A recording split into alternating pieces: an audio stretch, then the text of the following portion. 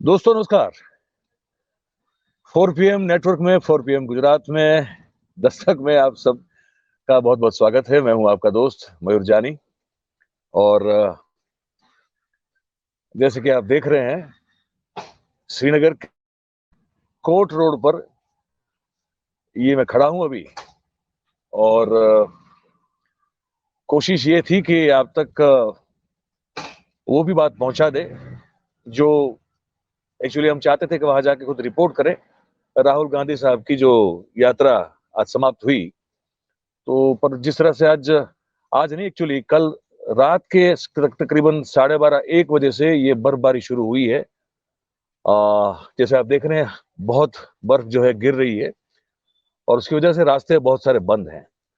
तो इसीलिए राहुल गांधी साहब को भी जो अपना कार्यक्रम जो था, जो शेर कश्मीर स्टेडियम में उनको संपन्न करना था, वो उस तरह से नहीं हो पाया क्योंकि यातायात जो है उसमें बहुत तकलीफ है। सिर्फ जो मेन रोड्स हैं उनको खोला गया था, खोलने की कोशिश हुई थी। बीच में कुछ आधे घंटे के लिए बर्फबारी रुकी थी, लेकिन उसके बाद फिर बर्फबारी जो है वो शुरू हो गई और इसके चलते उन्होंने जो अपना कार्यक्रम है वो जो यहाँ श्रीनगर में जो जम्मू कश्मीर का जो इनका कांग्रेस का जो मुख्य कार्यालय है वहां पे उन्होंने तिरंगा फहराकर जो है वो अपनी भारत जोड़ो यात्रा को समाप्त किया हुआ है। हमको जो उनकी ओर से अपडेट आया है वो हम आपको आज बताना चाहते हैं। फिर वो शेर कश्मीर स्टेडियम भी गए और वहां पे हालांकि क्योंकि उस तरह से लोग आज जमा नहीं हो पाए, लेकिन जितने भी उनके जो कार्यकर्ता थे उन सबको संबोधित किया राहुल गांधी साहब ने और हमारे पास उनका जो संबोधन आया है वो हम आपको बता रहे हैं। उन्होंने कहा कि देशभक्ति जो है वो कश्मीर के लोगों के साथ है, उनमें बसी हुई है और उसके साथ साथ उन्होंने कहा कि भारत जोड़ो यात्रा से उनको बहुत कुछ सीखने को मिला है और उन्होंने जम्मू कश्मीर के लोगों को और भारतीय सेना को भी अपने इस संबोधन में संबोधित किया। उन्होंने कहा कि मैं हिंसा को जितना समझ सकता हूं शायद कोई और नहीं समझ सकता है, क्योंकि मैंने हिंसा को सहन किया हुआ है। आप सब जानते हैं कि उनके परिवार में उनकी दादी इंदिरा गांधी जी और उनके पिता राहुल गांधी साहब दोनों की जो है आतंकी कृत्यों के चलते उनकी हत्या हुई।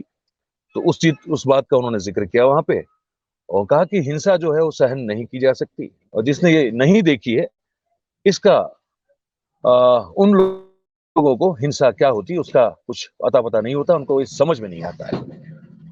उन्होंने कहा कि जैसे कि मोदी साहब हैं, जैसे कि अमित शाह साहब हैं, ये ऐसे लोग हैं। साथ में उन्होंने संघ का भी नाम जोड़ दिया। उन्होंने कहा कि संघ भी उन्हीं लोगों में सम्मिलित है कि इन लोगों ने एक्चुअली हिंसा अपने आप पर गुजरती हुई ना देखी है, ना सहन की है, ना महसूस की है और इसीलिए वो डर रहे हैं। उन्होंने कहा कि आ, हम जो है कश्मीर में कहें तो 4 दिन तक लगातार हमने पदयात्रा की है और वो गारंटी देते हुए उन्होंने कहा कि भारतीय जनता पार्टी का एक भी नेता ऐसा नहीं होगा जो इस तरह से कश्मीर में पदयात्रा करने की हिम्मत दिखा सके। ये बात उनकी बड़ी एक लोगों ने बहुत इस बात को सराहा और कहा कि और उस समय भी काफी देखिए बर्फबारी हिमवर्षा हो रही थी जब वो संबोधित कर रहे थे अपने कार्यकर्ताओं को, तब भी हो रही थी और साथ में थोड़े भावुक भी हो गए। उन्होंने कहा कि कश्मीर के लोगों ने और सेना ने भी जैसे अपने लोग गंवाए हैं वैसे हमने भी, मतलब उनके परिवार ने भी लोगों को गंवाया हुआ है। तो वो पीड़ा जो है उन्होंने कहा कि हम मैं साझा करता हूं इन सबके साथ जिन्होंने अपने लोगों को हिंसा के चलते गंवाया हुआ है। पर मोदी साहब और शाह साहब जो है इस बात का दर्द सहन वो समझ नहीं पाएंगे क्योंकि उनको इस चीज से कोई सरोकार नहीं, क्योंकि उन्होंने उन चीज को झेला भी नहीं है। उन्होंने एक चीज बड़ी और भी कही। उन्होंने कहा कि वो कह रहे थे, मतलब मैं उन्हीं की बात बताता हूँ, उन्होंने कहा कि आ, मैंने सोचा कि जो मुझे नफरत करते हैं उनको भी एक मौका दिया जाए।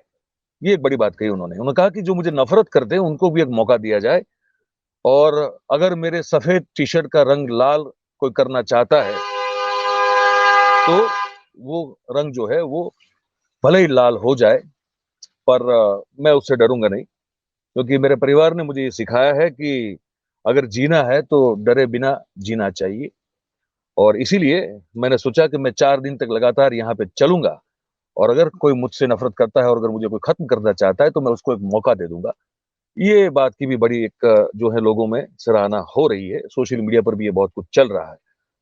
और पर उन्होंने कहा कि जो मैंने सोचा था वैसा कुछ हुआ नहीं। जम्मू कश्मीर के लोगों ने मुझे हैंड ग्रेनेड से नहीं नवाजा, लेकिन कर प्यार दिया और मुझे गले लगाया।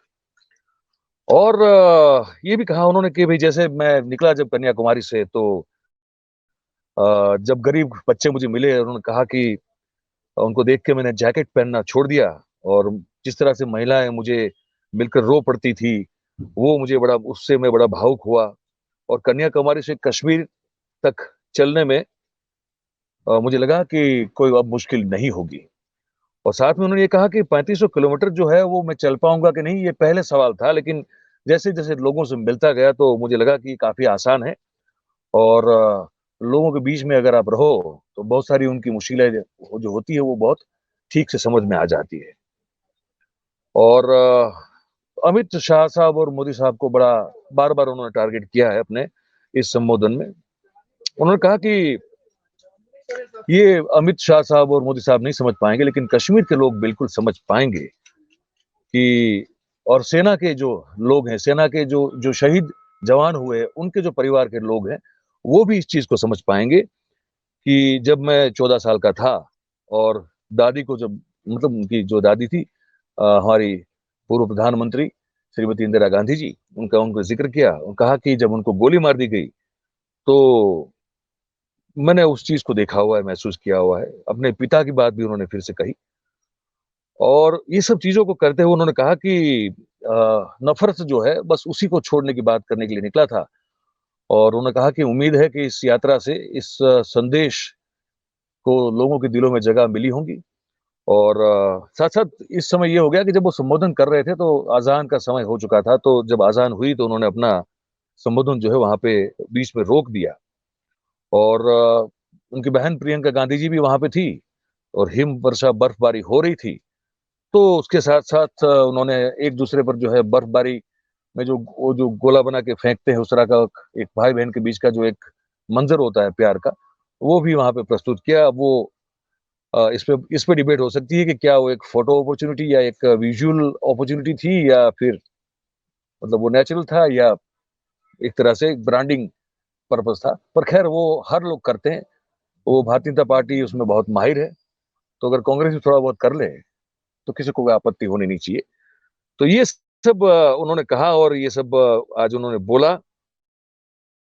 और कांग्रेस के कार्यकर्ताओं में इस चीज को लेकर जो उत्साह है वो हमको जो पता चला वो समझ में आया कि वो काफी जोर पे और काफी चरम पे, और जोश जो है उनमें काफी बढ़ चुका है। ये भी बता दें कि यात्रा एक दिन पहले समाप्त हुई, क्योंकि 29 जनवरी हमने जब कल लाल चौक से आपको बहुत सारी खबरें पहुंचाई थी, वहां उन्होंने तिरंगा फहराया था लाल चौक में। और वहां वो सुरक्षा कर्मियों के कार में पहुंचे थे, और उनकी बहन प्रियंका गांधी जी भी वहां पे मौजूद थी। और उसके बाद उन्होंने भारत जोड़ो यात्रा को समाप्त घोषित किया था। हालांकि वो 30 जनवरी को होने वाली थी, लेकिन एक दिन पहले इसको खत्म किया गया। और कल ही शाम को राहुल गांधी साहब ने एक जो प्रेस कॉन्फ्रेंस जो एक्चुअली वो आज करने वाले थे, वो मतलब कि उन्होंने कल कर दी थी। तो इस तरह से ये पूरा एक कार्यक्रम रहा। और 370 की जो धारा हटाई गई उसको लेकर उन्होंने एक अपना जो रुख है कांग्रेस पार्टी का वो बड़ा साफ किया। उन्होंने कहा कि वर्किंग कमेटी जो होती है कांग्रेस में, उस कमेटी में उस पर चर्चा की गई है, और मैं आपको जो है वो हर चीज वो डॉक्यूमेंट बताऊंगा। और हम ये कहेंगे कि जम्मू कश्मीर में लोकतंत्र की पुनर्स्थापना होनी चाहिए और हम उस पर काम करना चाहेंगे। उन्होंने ये भी कहा कि भारतीय जनता पार्टी के कहने के मुताबिक 370 की धारा हटाने के बाद यहाँ सब कुछ ठीक हो रहा है, लेकिन यहाँ टारगेट किलिंग हो रही है, लोगों में भय का माहौल है। और अगर सब कुछ सही हो, ऐसा अगर भारतीय जनता पार्टी मानती है, तो अमित शाह साहब को भी इसी तरह जम्मू से, पूरे भारत में नहीं लेकिन सिर्फ जम्मू से कश्मीर तक एक पद यात्रा करके दिखा देना चाहिए लोगों को, ताकि ये साबित हो सके कि यहाँ सब कुछ ठीक है। और बाकी सब लोग हैं, कमलनाथ साहब भी आए थे, उन्होंने कहा कि इससे बड़ी पदयात्रा देश में कभी किसी ने की नहीं है और 2024 लोकसभा चुनाव में जो विपक्ष का चेहरा अगर कोई होगा, तो वो राहुल गांधी साहब होंगे। और उन्होंने काफ़ी तारीफ़ की राहुल गांधी साहब की और बाकी सभी जो जितने भी बड़े नेता थे, खड़गे साहब से लेके जो भी लोग थे, वो सब पहुंचे थे। सोनिया जी भी वहां पे पहुंची थी, लेकिन 15 मिनट चलने के बाद राहुल गांधी साहब ने कहा कि आप वापस जाइए, आराम कीजिए और थोड़ा आराम करने के बाद वो फिर से जुड़ी थी। तो ये हम आपको बता रहे थे पूरा एक काज का जो भारत जोड़ो यात्रा को लेकर हमारी एक जिम्मेदारी बनती थी कि एक अपडेट जो है पूरा आपको दे। यात्रा समाप्त हो चुकी है। बर्फबारी जो है वो भाई साहब क्या बताएं कि शानदार, जानदार, जबरदस्त हो रही है और ठंड का वो माहौल है कि क्या बताएं आपको। पर और इसके चलते एक एक बार लैंडस्लाइड भी हुआ है। ये जो बनिया, ये मैं असगर भाई से पूछूंगा, हमारे ये बताते हैं जो कैमरा हमारा संभाल रहे हैं, वो एक्चुअली जिस होटल में ठहरे हैं वो उनके ऑनर हैं, असगर भाई, बड़े प्यारे इंसान हैं। तो ये जो लैंडस्लाइड हुई है वो बनियाल करके जो इलाका है वहीं पे हुई ना। हाँ, तो वहीं एक बड़ी लैंडस्लाइड हो गई आज। तो श्रीनगर से जाने मतलब जाना और आना जो है वो शायद एक दिन तक जो है रुका रहेगा, जो रोड से आना जाना होता है। तो वो भी एक है। फ्लाइट बहुत सारी डाइवर्ट हो चुकी है, फ्लाइट जो है वहां पे रनवे पे आ नहीं पा रही है। तो एक तरह से शहर में भी जो है, श्रीनगर में भी यातायात जो है वो काफी रुका हुआ है, क्योंकि बर्फ बहुत जमी हुई है और लगातार आप देख रहे हैं बर्फ काफी अभी भी जो है गिर रही है। तो बस मुझे लगा कि ये अपडेट जो है हम आप तक पहुंचा दे, तो आप तक पहुंचा दिया। और बाकी बस ये है जो हम आपसे हमेशा कहते हैं, ये है कि भाई देखिए, हमारा काम अगर आपको अच्छा लगता है, 4 PM आपको अच्छा लगता है, दस्तक को भी आप पसंद जरूर कीजिए, तो कमेंट जरूर कीजिए। आपका पार्टिसिपेशन जो है वो कमेंट के जरिए आता है। जो भी लगता है आपको, जैसा भी लगता है आप कीजिए जरूर। और लाइक कीजिए भाई, सब्सक्राइब कीजिए, करवाइए, शेयर कीजिए और करवाइए भी। बस यही आपसे गुजारिश है। तो अब मैं आपसे विदा चाहूंगा। आप सब लोग जो अभी देख रहे हैं उनका भी बहुत बहुत धन्यवाद है, जो इसके बाद देखेंगे उनका भी बहुत धन्यवाद, उनका स्वागत भी साथ में है। तो अभी मैं आगे चाहूंगा। बहुत बहुत शुक्रिया। Thank you very much. नमस्कार।